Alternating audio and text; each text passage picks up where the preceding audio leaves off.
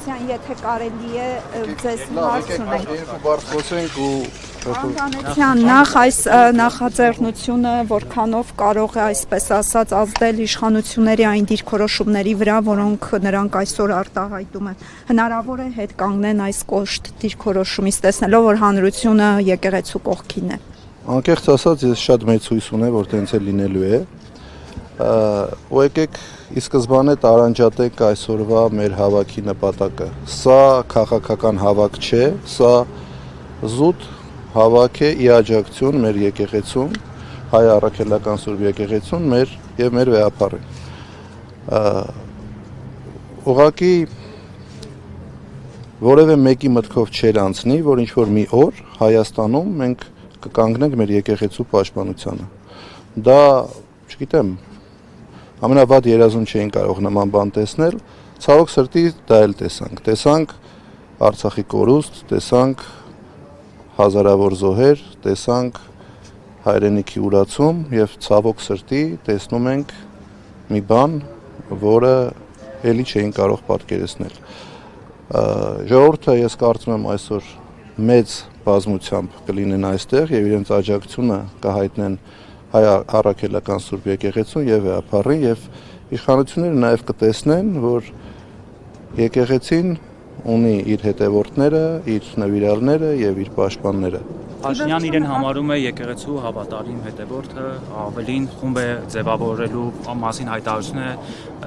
հնչեցրել եւ այնտեղ կետերով, որ ամեն օր աղոթեն, պահքի հետ կապված։ Փաշինյանը ոչ վաղ անցյալում իրան նաեւ Հիսուսի հետ էր համեմատում, եթե կհիշեք։ Նման համեմատություններ անող մարդուն մեկնաբանելը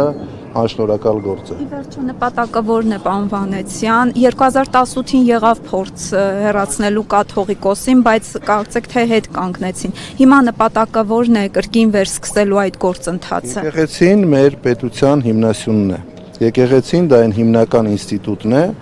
որը միշտ եղել է հայապահպանության ակունքներում։ Եվ մենք պատմության մեջ ունենք բազմաթիվ օրինակներ, երբ եկեղեցին ստանձնել է իր վրա դեր հայապահպանության, նաև պետականության պահպանության։ Այս մարդիկ փորձում են քանդել մեր պետության հիմքերը եւ ես կարծում եմ սա հերթական քայլերից է այս իշխանությունների, որով ուզում են քանդեն մեր պետության հիմքերը, որպեսզի մենք կորցնենք մեր ինքնությունը, մեր հավատը, մեր ամեն ինչը։ Պարոն Վանեցյան, ինչու իրավապահ համակարգը չի զբաղվում, ուժային կառույցները չեն զբաղվում Նիկոլ Փաշինյանի այս հայտարարությամբ, չէ՞ որ նա պետության ղեկավար է, որը չպետք է խառնվի եկեղեցու ներքին գործերին։ Ինչու որևէ քայլ չի անում, օրինակ ազգային անվտանգության ծառայությունը, ձեր կարծիքով։ Հստակ տապալում են այստեղ։ Իմ համար շատ բարդ է դրա մասին խոսել, որովհետև դուք գիտեք, ես մշտապես իմ հրապարակային ելույթներում փորձել եմ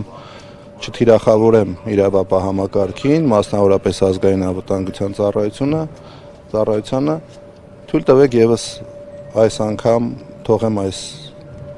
հարցը առանց մեկնաբանության։ Քաղաքացիական պատերազմ հրահրելու վտանգներ դուք տեսնում եք Նման վտանգներ իհարկե կարող են լինել, բայց ես կարծում եմ, որ բոլորը ողջամիտ կգտնվեն եւ նման քայլի չեն գնա։ Ես շատ շնորհակալ եմ, եկեք մի քիչ սպասենք թող բոլորը գան, անպայման էլի կզրուցենք։ Շատ շնորհակալություն։